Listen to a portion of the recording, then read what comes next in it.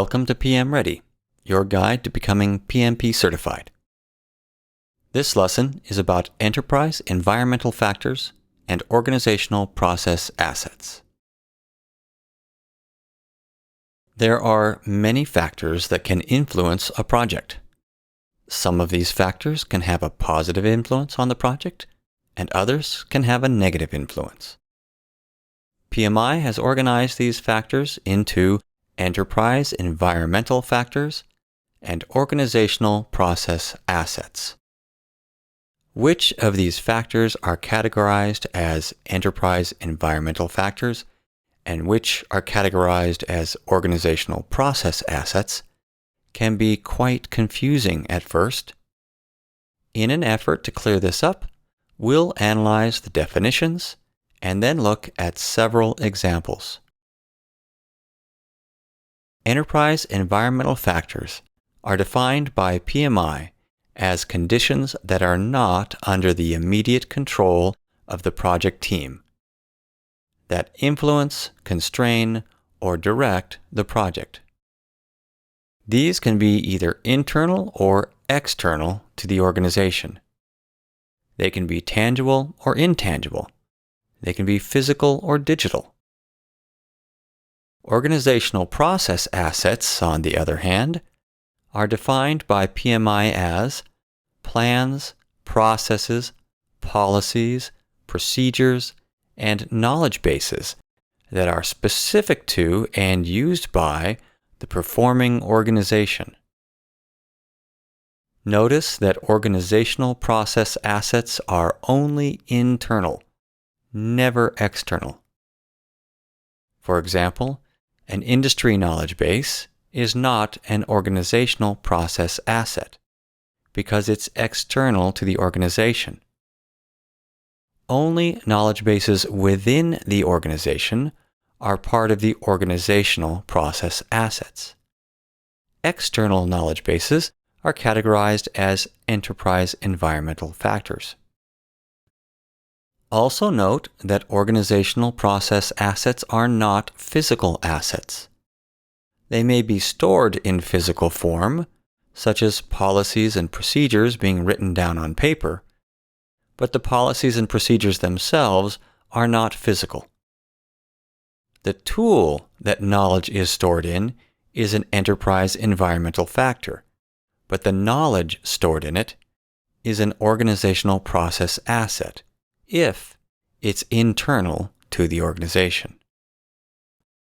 Because the definition of organizational process assets is much narrower, it's easiest to first ask yourself whether some specific factor meets the definition of an organizational process asset, and if it's not, then it's an enterprise environmental factor.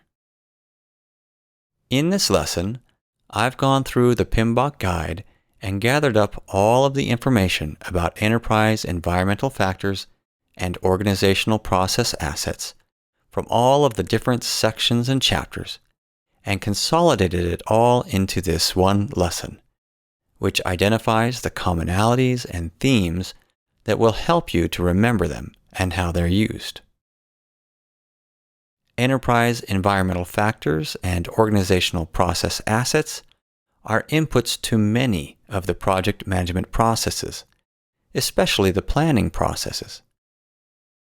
As we go through the next few slides, you'll see why. Here's a diagram that comes from the PMBOK guide that shows the relationship between enterprise environmental factors and organizational process assets. Organizational process assets are not physical assets. They are very specifically processes, policies, procedures, and internal knowledge bases. Anything else is not an organizational process asset, but rather an enterprise environmental factor.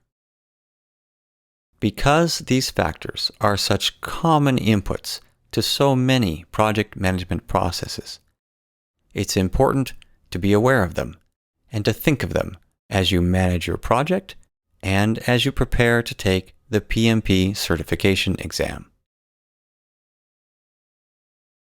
Now let's take a look at some examples of enterprise environmental factors, starting with the internal ones. They include things such as your organizational culture, structure, and governance. As you consider these, you should think of your organization's vision, mission, values, beliefs, cultural norms, leadership style, hierarchy and authority relationships, ethics and code of conduct. Is your organization small or large?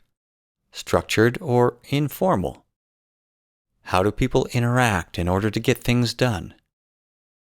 Do you have a strict hierarchy? Does your organization operate in multiple countries or regions with different cultures, norms, and practices? How are your projects governed? Do you have a project management office? Do you have portfolio and program managers? These are some of the enterprise environmental factors that can affect your project. Next, there's the geographic distribution of facilities and resources. Where are your factories or plants located? Do you have virtual teams scattered throughout the country or the world? Do you have shared systems? Do you use internal systems or cloud computing, or both? Probably both. Where will the work be done for this project? Will it be done in one location or several locations? Will those locations have different time zones, and how will you manage them? Do these locations span various countries and cultures? And then there's your organizational infrastructure. This includes all of your plants and facilities, your equipment, everything that you use to communicate, telecommunications, all of your IT hardware and software, and their availability, their capacity, and how they're used. Consider all of the infrastructure that you have available to you to coordinate the work of the project team and to communicate with all of your key stakeholders, including your customers and your users. Next, consider your IT software, starting with your project management information system, which includes things such as your planning and scheduling software. It can include standalone systems or online systems. It can include parts of your enterprise resource planning or ERP systems, such as SAP or PeopleSoft. Also, your work authorization system, which is your system that coordinates project work by specifying when people can start work on the tasks assigned to them. Another factor is resource availability. In other words, do you have the right people and the right physical resources, and are they available at the right times? You need to consider things such as your contracting and purchasing constraints, any approved provider lists, and any specific arrangements or agreements you have, both within the organization and with parties outside the organization, including any partnerships that you may have. Consider also the skills and expertise and specialized knowledge of the employees in your organization. Throughout the PMBOK guide, you will see expert judgment as one of the key tools and techniques of many project management processes. As you manage your projects, think about all of the experts that you have within your organization, from subject matter experts to experts on particular tools and techniques, both for project management and for creating product deliverables. Experts in safety, health, and the environment. People that are familiar with statistics and statistical analysis. Communications experts and training specialists. Experts in operations, release management, change management, and organizational change management. Where can you find out about all of these available internal factors and resources? If you have a project management office, that would be a good place to start. Your project sponsor, project management office, program managers, portfolio managers, other key stakeholders, and other project managers can help you to identify and connect with these experts. Now let's move on to some of the external enterprise environmental factors that can affect your project. You should start by considering the marketplace conditions. This should begin with a needs analysis, including a recommendation for a product or service to fulfill a need in the market. It should also include the evaluation of the value of that offering in a business case, with a cost-benefit analysis that justifies the project. You should also look at the labor market and determine whether you'll be able to get the people that you need to work on this project. There are social and cultural factors. Consider, for example, that if you're planning to open up a copper mine, you'll need the support of the community and politicians. Many projects will also need to be compliant with legal and regulatory requirements. For example, your project may involve sensitive personal information or medical information that's subject to HIPAA and other related laws and regulations. You may have a project that needs to staff up a team, and you'll need to be aware of local regulations about hiring and firing employees or contractors. And then there are procurement regulations to follow when outsourcing work or creating partnerships. You may also find great value in some commercial databases that can provide you with things like benchmarking information, standardized cost estimating techniques, scheduling data, and risk information. Your project may also benefit from some of the academic research that's available. Also, you can save yourself a lot of time and trouble by making sure that you are aware of applicable government and industry standards that you either need to follow or that would be beneficial to your project. If your project spans multiple countries, you'll probably need to deal with multiple currencies, exchange rates, and how those rates may change, and how changes may affect your project's business case. If you need to borrow money, then interest rates will be a factor. If your project is lengthy, you may need to consider inflation rates. Projects that span multiple countries will need a plan for working in different geographic locations, how you'll get resources back and forth between them, and any restrictions or tariffs that you may need to deal with. For some projects, extreme working conditions or extreme weather can play a huge factor. And last but not least, we have experts. There are many experts in your industry or field that you can consult with, not only to help you factor in all of these influences, but also to participate on the project. Moving on to organizational process assets. Remember that this is a very specific category of factors that is itself divided up into two sections.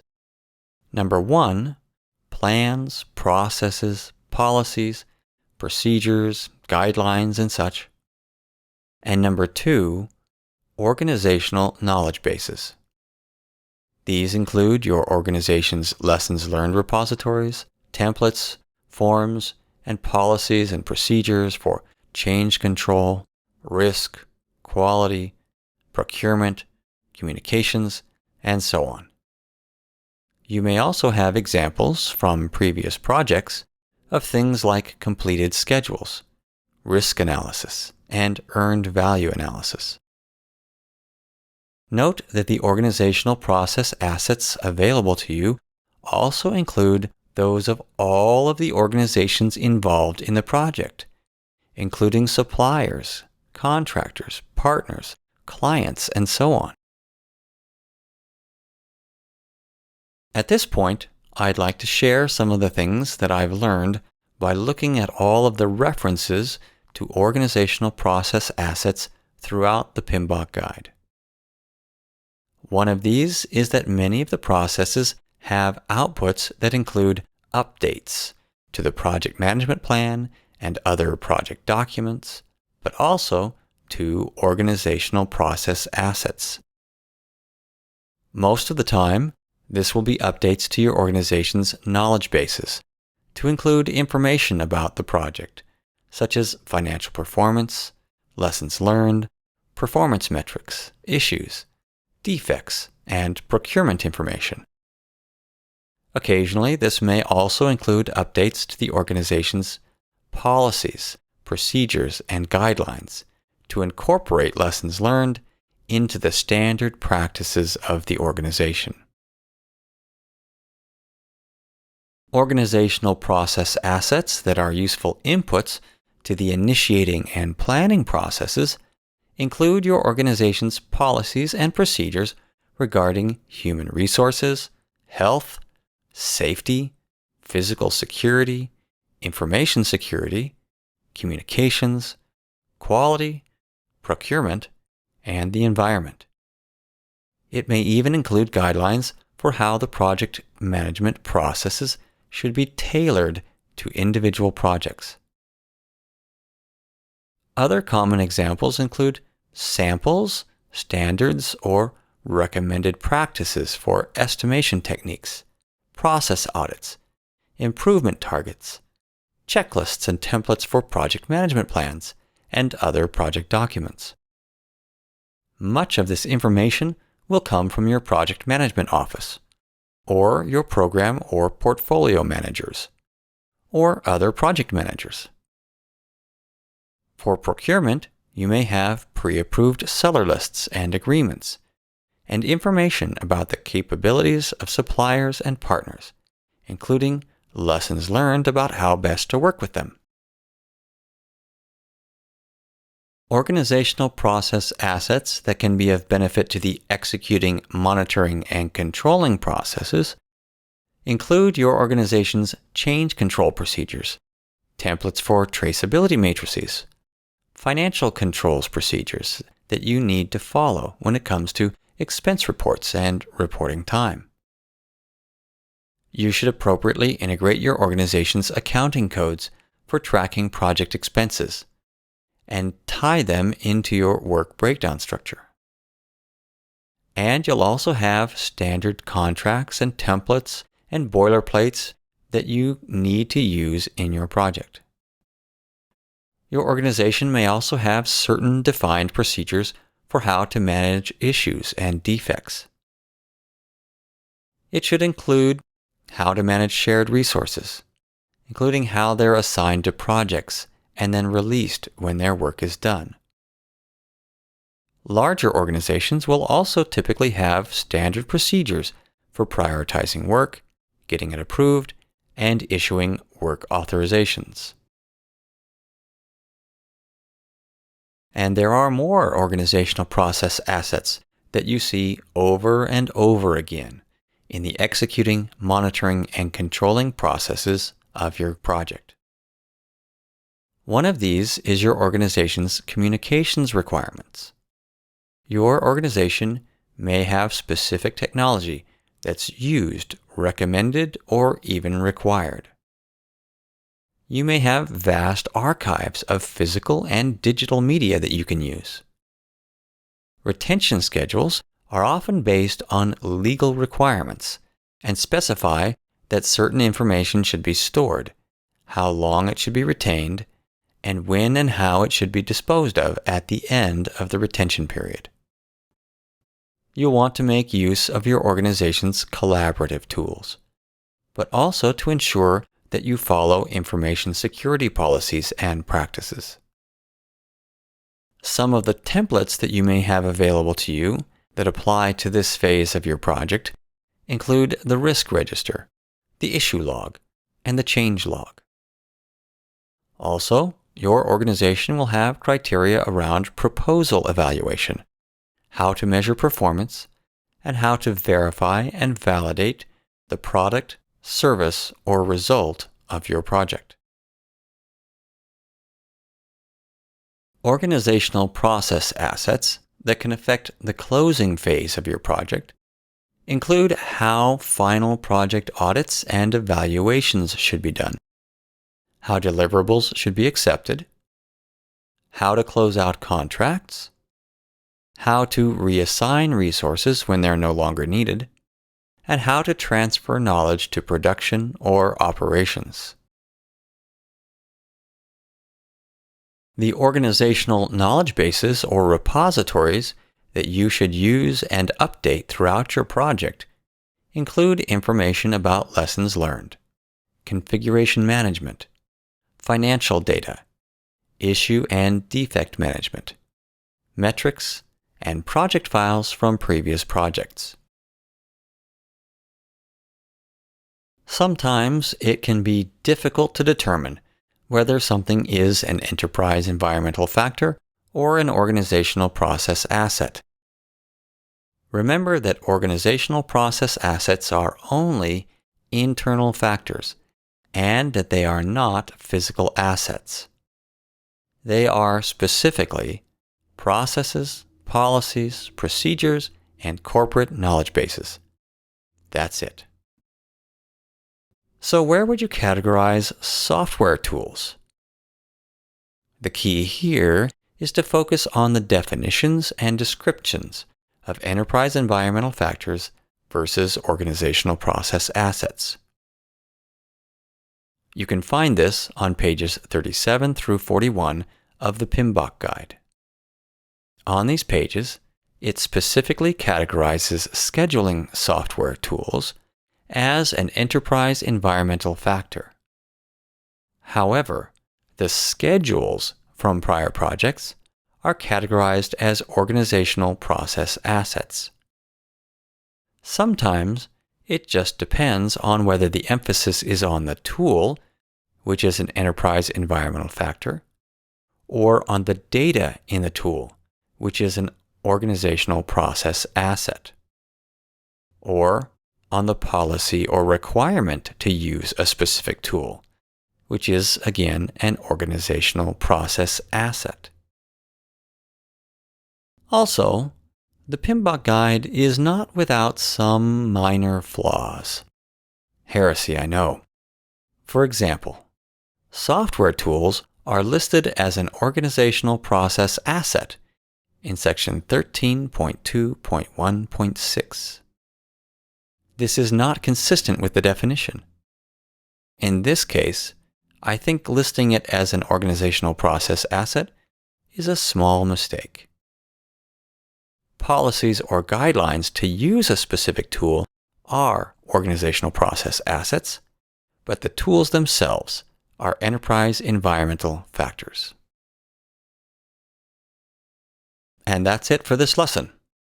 I recommend that you review and become familiar with the material on enterprise environmental factors and organizational process assets that is found on pages 38 through 41 of the PMBOK guide. With this as a foundation, you'll be better able to understand and remember the various factors that are inputs to the project management processes.